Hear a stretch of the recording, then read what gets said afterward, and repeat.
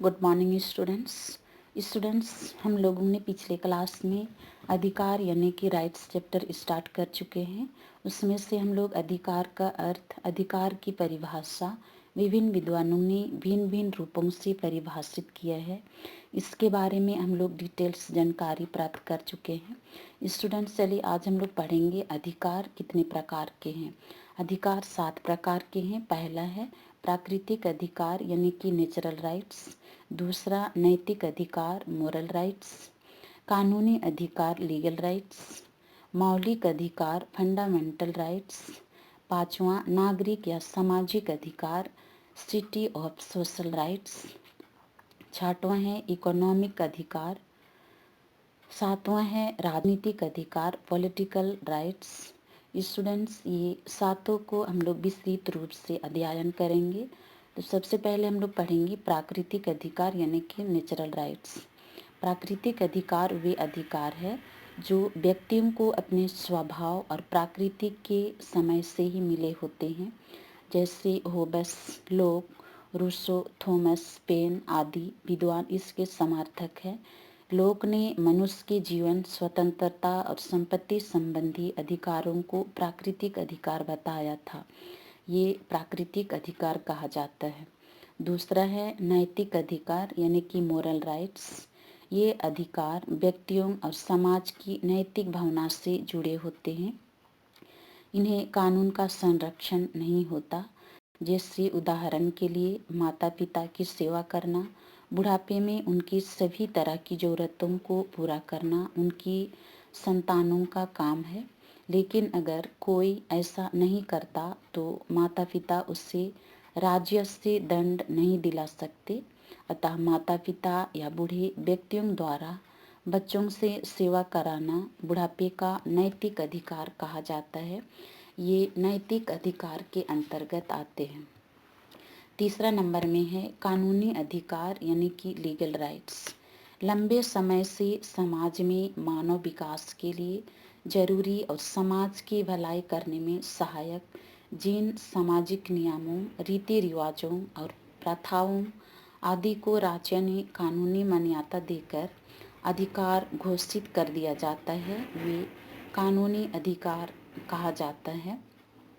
चौथा है मौलिक अधिकार फंडामेंटल राइट्स। मौलिक अधिकार वे अधिकार है जो देश के नागरिकों को अपने देश के साधारण कानून से ना मिलकर राज्य के संविधान द्वारा दिए जाते हैं। ये है America, Bharat, France, Germany, Japan आदि सभी लोकतांत्रिक राज्यों में नागरिकों को ये अधिकार दिए जाते हैं। इनकी विशेषताएं निम्नलिखित है। पहला है मौलिक अधिकार व्यक्तियों के विकास और सभ्य जीवन के लिए जरूरी होता है। दूसरा, मौलिक अधिकार संविधान द्वारा केवल नागरिकों को दिए जाते हैं। तीसरा, मौलिक अधिकारों को राज्य भी छीन नहीं सकता। चौथा, न्यायपालिका मौलिक अधिकारों की रक्षा करते हैं। पांचवा, मौलिक अधिकार मानव जीवन के दूसरे अधिकारों को जन्म देते हैं। ये मौलिक अधिकार के अंतर्गत आता है। पांचवा है नागरिक या सामाजिक अधिकार यानी कि सिटी ऑफ सोशल राइट्स। नागरिक या सामाजिक अधिकार वे अधिकार है जो व्यक्तियों की उन्नति, विकास और सभ्य जीवन के लिए जरूरी है। इन अधिकारों की सहायता से व्यक्तिगत और सामाजिक जीवन चलाने में बहुत सहायता मिलती है। जैसे जीवन का अधिकार। जीवन का अधिकार किसी व्यक्ति के जीवन के अस्तित्व से जुड़ा होता है या अन्य सभी अधिकारों में प्रमुख है, क्योंकि इसके बिना अन्य अधिकार व्यर्थ होता है।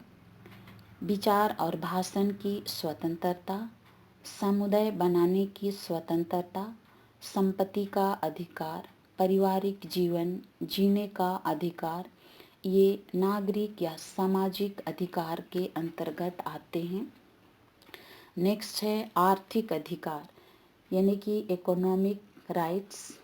व्यक्तियों के सामाजिक विकास के लिए जरूरी अधिकारों को आर्थिक अधिकार कहा जाता है। इनकी गणना नागरिक या सामाजिक अधिकारों के वर्ग में ही की जाती है।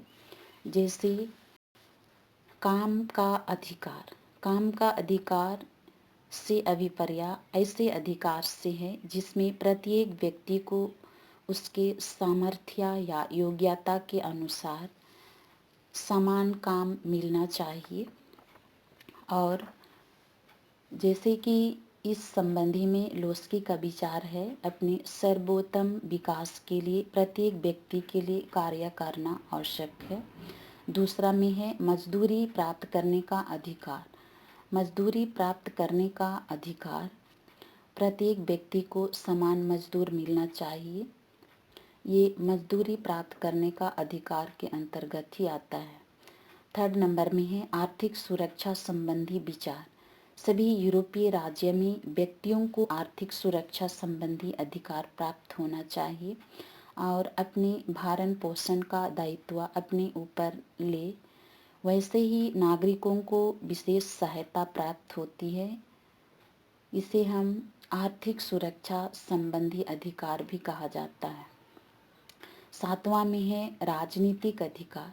राजनीतिक अधिकार वे अधिकार है जिसमें नागरिकों को अपने देश के शासन में प्रत्यक्ष या अप्रत्यक्ष रूप से भाग लेने का अवसर मिलता है। इन अधिकारों में निम्नलिखित है।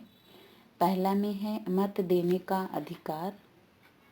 मत देने का अधिकार लोकतांत्रिक देशों में शासन चलाने का कार्य वैसे व्यक्ति करते हैं जो जनता द्वारा प्रत्यक्ष या अप्रत्यक्ष रूप से चुने जाते हैं। नागरिक को एक निश्चित आयु प्राप्त करने के बाद मत देने का अधिकार दिया जाता है। दूसरा है चुनाव में भाग लेने का अधिकार। प्रत्येक नागरिक को यह अधिकार है कि वह देश में होने वाले चुनाव में भाग ले या अधिकतर सामान्य रूप से उससे देश के नागरिकों को ही प्राप्त होता है। जैसे भारत में राष्ट्रपति बनने के लिए 35 वर्ष तथा प्रधानमंत्री बनने के लिए 25 वर्ष की आयु अनिवार्य है। ये है चुनाव में भाग लेने का अधिकार। तीसरा है सरकारी पद प्राप्त करने का अधिकार।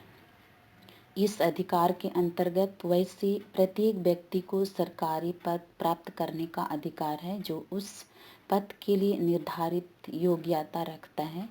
सरकारी पद प्राप्त करने में व्यक्तियों के साथ धर्म, जाति, भाषा, लिंग, जन्म स्थान आदि के आधार पर किसी भी प्रकार का भेदभाव नहीं किया जाता है। ये सरकारी प्राप्त करने का अधिकार है। स्टूडेंट्स, आज के लिए इतना ही। Thank you.